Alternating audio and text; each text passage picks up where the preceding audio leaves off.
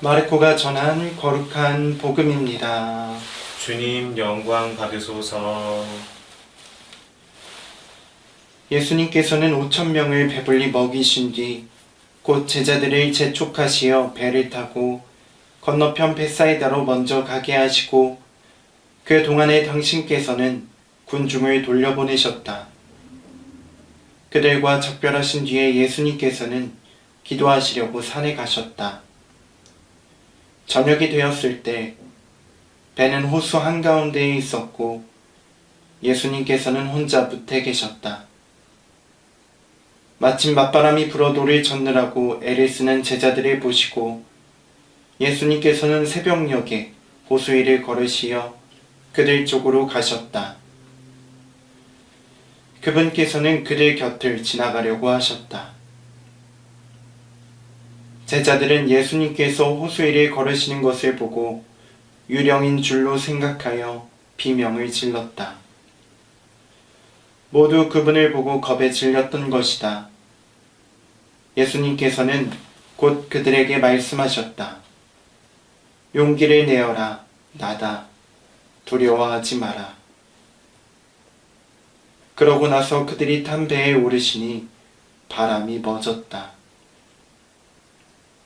그들은 너무 놀라 넋을 잃었다. 그들은 빵의 기적을 깨닫지 못하고 오히려 마음이 완고해졌던 것이다. 주님의 말씀입니다. 예수님 참여합니다. 참 예수님, 참 예수님. 아무리 누군가를 좋아하더라도 그 사람의 모든 행동에 의미를 부여해서 같이 사는 것은 불가능한 일이 아닐까 생각해 봅니다.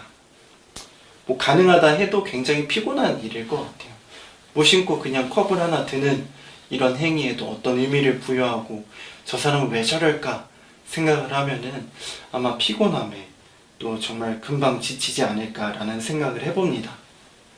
하지만 그 대상이 예수님이라면 우리는 집요하게 궁금증을 가지고 예수님을 바라볼 필요도 있다고 생각합니다. 복음을 통해 전해지는 예수님의 모습은 선별된 이야기이자 우리에게 꼭 필요한 오늘의 힘일 수도 있기 때문입니다. 또한 그 복음은 성령으로 쓰여진 말씀이기 때문에 우리가 아주 집요하게 바라볼 때 성령께서는 애써 못 이기는 척 하시며 더 좋은 것을 주실지도 모릅니다. 저는 그래서 복음을 볼 때 굳이 저렇게 행동하셔야 했을까? 라는 시선으로 삐딱하게 예수님을 바라볼 때가 많습니다. 그 이유를 스스로 납득할 수 있을 때까지 묻고 또 물으며 예수님을 붙잡고 놓지 않을 때가 있습니다. 저는 오늘 복음을 통해 예수님이 굳이 물 위를 걸으셔야 했는가? 예수님께 묻고 또 물었습니다.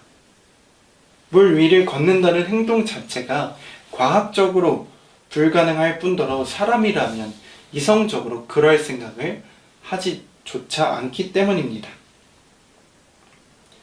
예수님을 유령으로 본 제자들의 착각은 당연했습니다. 저라면 만약에 그 자리에 있었다면 욕이 튀어나왔을지도 모릅니다. 예수님이 제자들에게 젖지 않고 갈 수 있는 방법, 혹은 예수님이 제자들을 만날 수 있는 방법은 물 위를 걷는 것 말고도 분명히 있었을 것입니다. 갈릴레오 호수는 세로로 굉장히 긴 호수이지 가로는 그렇게 길지 않습니다. 예수님께서 뭇에서 그들이 허우적대는 것을 보셨다면 분명히 소리쳐서 그들을 부를 수도 있었을 것입니다. 파도가 심하게 쳐서 그들이 예수님의 소리를 못 들었다면 물 위를 걸으시는 분께서 풍랑을 가라앉히시고 그들에게 소리를 쳤을지도 모릅니다. 그러나 예수님께서는 우리 이성을 아득히 뛰어넘는 방식으로 물 위를 걸어오는 방식으로 제자들에게 다가가시어 말씀하십니다. 물 위를 걷는 것 그렇다고 칩시다. 근데 저는 예수님이 하시는 말조차 뭔가 상황에 맞지 않는 말로 다가왔습니다. 보통 그 상황에서 진정해라. 왜 나를 믿지 못하느냐? 아직도 마음이 완고하구나.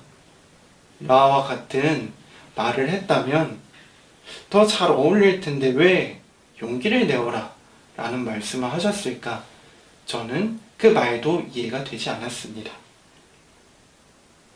왜냐하면 애초에 용기를 낼 상황을 만들지 않았을 수도 있는 분께서 그러셨기 때문입니다. 만약에 피치 못하게 그런 상황이 벌어졌다면 괜찮다, 진정해라 이런 말씀을 하시는 게 더 어울리지 않았을까 라는 생각을 해보았습니다. 용기를 내라는 그 말씀은 보다 명확한 의도가 숨겨져 있는 것처럼 느껴졌습니다. 그분께서는 어떠한 어려움 속에서도 상상하지 못한 방법으로 우리에게 다가오실 것임을 약속하기 위해 물 위를 걸으신 게 아닌가라는 생각이 떠올랐습니다. 사실 제자들의 삶은 예수님의 죽음과 부활, 승천 이후에 너무나 어렵고 힘들고 괴로웠기 때문입니다. 그들을 향한 끝없는 박해와 모욕은 그들의 삶의 전부였습니다. 그들의 삶의 풍파는 갈릴레아 호수의 무서운 파도와 비교할 수 없을 만큼 거세었을 것입니다. 곧 물 위를 걷는 예수님의 모습은 제자들이 삶의 모진 바람을 맞을 때마다 그분께서 어떠한 방식으로든 당신들과 함께 해준다는 확신을 갖게 해주었을 것입니다. 굳이 물 위를 걸으시고 굳이 용기를 내라고 말씀하셨던 그 이유는 어떠한 방식으로든 우리의 이성을 뛰어넘는 어떠한 모습으로든 우리와 함께 하겠다는 예수님의 확고한 의지였던 것입니다. 내 믿음이 약하고 마음이 완고한 것과는 별개로 그분께서는 우리의 어려움을 외면하지 않으시고 다가오신다는 것입니다.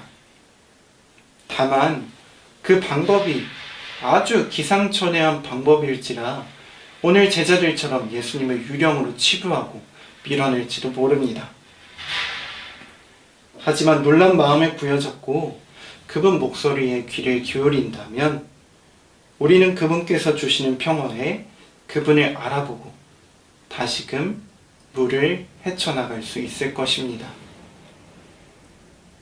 결국 호수를 건너간 제자들처럼 우리도 예수님을 우리 삶의 풍파에서 발견할 수 있다면 지금의 어려움을 잘 헤쳐나갈 수 있을 것입니다. 어떠한 어려움 속에서도 그분께서는 당신의 능력을 가지고 우리에게 오십니다.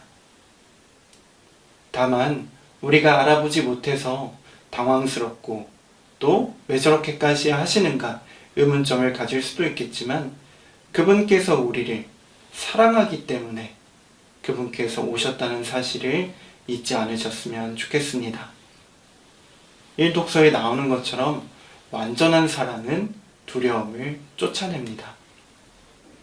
완전한 사랑이신 그분께서 우리 삶에 오시어 우리의 두려움을, 우리의 어려움을 몰아내실 것을 굳게 믿고 희망하며 오늘 예수님의 목소리에 귀 기울이면 좋겠습니다.